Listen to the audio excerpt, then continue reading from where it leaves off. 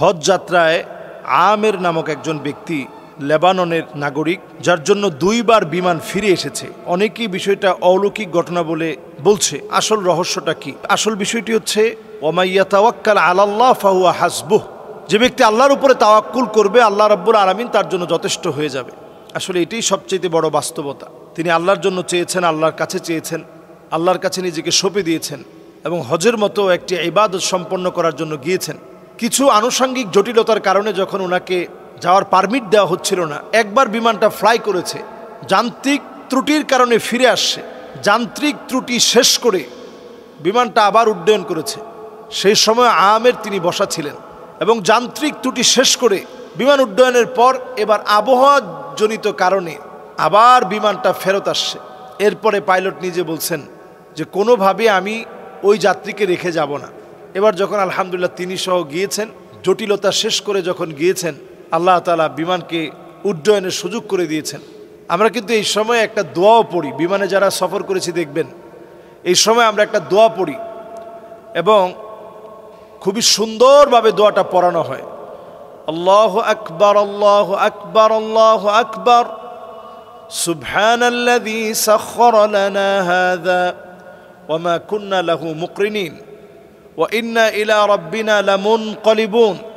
اللهم إنا نسألك سفرنا هذا البر والتقوى ومن العمل ما ترضى. اللهم هون علينا سفرنا هذا وادب عنا بعده. اللهم أنت الصاحب في السفر والخليفة في الأهل. اللهم إني أعوذ بك من وعثاء السفر وكآبة المنظر وسوء المنقلب في المال والأهل. একটু বড় দোয়া, আমরা যদি না পারি অন্তত মুখস্থ করে নেওয়ার চেষ্টা করব, বাংলায় হলেও বলার চেষ্টা করব। আল্লাহর কাছে আমি বলছি, আল্লাহ আপনি সবচাইতে বড়, সবচাইতে বড়, সবচাইতে বড়। এই বাহন আমার আয়ত্তে আল্লাহ আপনি এনে দিয়েছেন, না হলে এটাকে আমি আয়ত্তে আনতে পারতাম না। কি বিশাল একটা বিমান, এতগুলো যাত্রী নিয়ে কেমন করে উড়ে, এটাকে আপনি আমার আয়ত্তে এনে দিয়েছেন বিদায় এটা সহজ হয়েছে। এরপরে পড়া আল্লাহর কাছে বলা যে আল্লাহ আপনার কাছে আমি বলছি, আমি আপনার কাছে আশ্রয় চাচ্ছি, আমার মালিক আপনি, বাহনের মালিক আপনি। আল্লাহ এই পথকে সহজ করে দিন, আল্লাহ এই পথকে আমার জন্য গন্তব্যে পৌঁছার দূরত্ব কমিয়ে দিন। অনেক সময় দেখবেন যানজটে লেগে অনেক সময় চলে যাচ্ছে, এরপরে আপনি আল্লাহর কাছে দোয়া করতেছেন, আল্লাহ পথটা সহজ করে দিয়েছে। যেই টাইমে পৌঁছানোর কথা ছিল, যেই সময়ে পৌঁছানোর কথা ছিল, ঠিক সময়ে আপনি পৌঁছাতে পেরেছেন। তো এগুলো আল্লাহর তরফ থেকে আল্লাহ তাআলা দান করে থাকেন। তো লিবিয়ার এই বংশদূত আমের, তার ঘটনায় আরেকটা বার প্রমাণ হয়েছে ওয়া মান ইয়াতাওয়াক্কাল আলাল্লাহ ফাহুয়া হাসবুহ।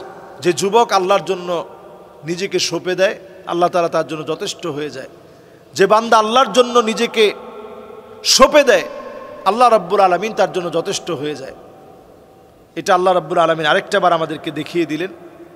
এটি নিঃসন্দেহে আল্লাহর পক্ষ থেকে বড় একটা পুরস্কার এবং তাকে এতটা পুরস্কৃত আল্লাহ তাআলা করলেন। আমি দেখলাম যে সৌদি আরবে যাওয়ার পরেও সবাই তাকে সংবর্ধনা দিচ্ছে। এটা আসলে পাওয়ার মতোই বিষয়, কারণ তিনি তাওয়াক্কুল নিয়ে আল্লাহর কাছেই চেয়েছেন। আমরাও ছোট থেকে ছোট, বড় থেকে বড় সব আল্লাহর কাছে যাব। আব্দুল্লাহ বিন ওমর রাদিয়াল্লাহু তাআলা আনহুকে রাসূল শিখাচ্ছেন, যদি তোমার জুতাটার ফিতাও ছিঁড়ে যায়, এটাও তুমি আল্লাহর কাছে চাও। তাহলে ছোট থেকে ছোট সকল বিষয় আল্লাহর উপরে ভরসা করা, এটা আমরা এখান থেকে শিখতে পারি। এবং আমরা বিপদে পড়লে আল্লাহকে আরো বেশি ডাকবো, আবার যখন আনন্দে আছি তখন আল্লাহর শুকরগুজারি আদায় করব। এর মধ্য দিয়ে আল্লাহ তাআলা বান্দাদেরকে পরীক্ষা নেন এবং বান্দাদের তাওয়াক্কুলকে আল্লাহ রাব্বুল আলামিন কবুল করেন। আল্লাহ তাআলা আমাদেরকে বোঝার তৌফিক দান করুক। দিনের বেলায় ঢাকার ধানমন্ডিতে রাস্তার মধ্যে হঠাৎ বিশাল গর্ত, রাতে আবার ভূমিকম্প। ভবিষ্যতে ঢাকা শহরে কি হবে?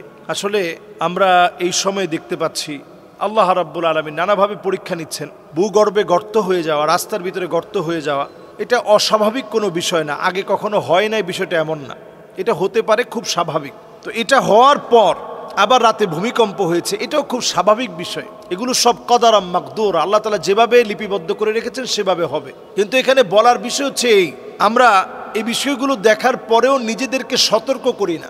এগুলো অনেক সময় আল্লাহর পক্ষ থেকে সতর্ক বার্তা, আমাদেরকে একটু শুধরে দেওয়ার জন্য আল্লাহ তাআলা সতর্ক বার্তা দিয়ে থাকেন।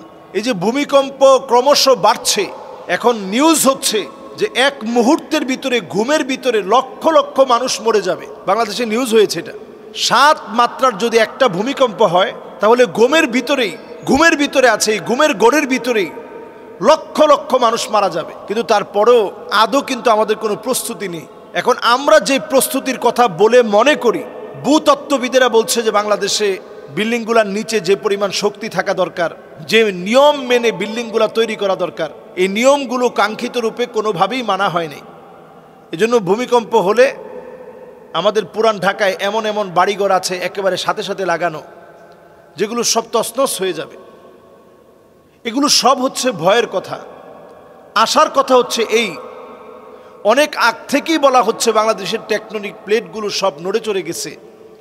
এই টেকটনিক প্লেটগুলো নড়ে চড়ে যাওয়ার কারণে বড় ধরনের বিপদ আসবে বাংলাদেশের দিকে, বিশেষ করে ঢাকা শহরের দিকে। তো এই কথাগুলো খুবই কমন একটা বিষয় এবং আমরা প্রতিনিয়ত শুনছি। কিন্তু এই বিষয়গুলো থেকে বাঁচার জন্য ইসলাম আমাদেরকে করণীয় কিছু বলেছে কিনা? ঢাকা শহর হচ্ছে গুনাহের সবচেয়ে সেন্টার বাংলাদেশের, এই ঢাকা শহর গুনাহের রাজধানী হচ্ছে এই ঢাকা শহর। এমন কোনো অন্যায় নাই যেটা ঢাকা শহরে হচ্ছে না। এই ঢাকা শহরের ভিতরে যেমন মসজিদ আছে, মানুষ যেমন নামাজও পড়ছে, আবার পাশাপাশি অসংখ্য অন্যায় এই শহরের অলিতে গলিতে সংগঠিত হচ্ছে। ঠিক এই জায়গায় দাঁড়িয়ে আমরা যদি আজকে সবাইকে নিয়ে বলতে পারি যে আমরা আল্লাহর দিকে ফিরে আসার চেষ্টা করতেছি, কোরআনুল কারীমে আল্লাহ রাব্বুল আলামিন জানিয়ে দিয়েছেন, আওয়ালা ইয়ারাউনা আন্নাহুম ইফতানুনা ফি কুল্লি আমিন মাররাতান আও মাররাতাইন সুম্মা লা ইয়াতুবুনা ওয়ালা হুম ইয়াযাক্কারুন। আল্লাহ রাব্বুল আলামিন কোরআনুল কারীমে জানিয়ে দিয়েছেন, প্রত্যেকটা বছরে আল্লাহ রাব্বুল আলামিন একবার অথবা 2 বার আল্লাহ তাআলা পরীক্ষা নেন। এরপরেও তোমরা আল্লাহর দিকে ফিরে একটু তওবা করে আসো না, আল্লাহর দিকে আসার চেষ্টা করো না, আল্লাহকে স্মরণ করার চেষ্টা করো না।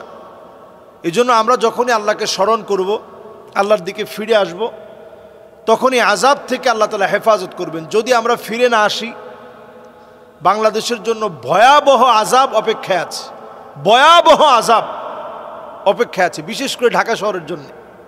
শুধু ঢাকা শহর বলবো কেন, বিভিন্ন জায়গায় আল্লাহ তাআলা বন্যা দিবেন, কোথাও আল্লাহ রাব্বুল আলামিন প্রবল বাতাস দিবেন, টর্নেডো হবে, সাইক্লোন হবে, ঘূর্ণিঝড় হবে, একটার পর একটা বালা মুসিবত আসবে। এই বালা মুসিবত থেকে যদি বাঁচতে হয়, আল্লাহর দিকে ফিরে আসা ছাড়া বাঁচার কোনো উপায় নেই। আল্লাহ আমাদেরকে বোঝার তৌফিক দান করুক।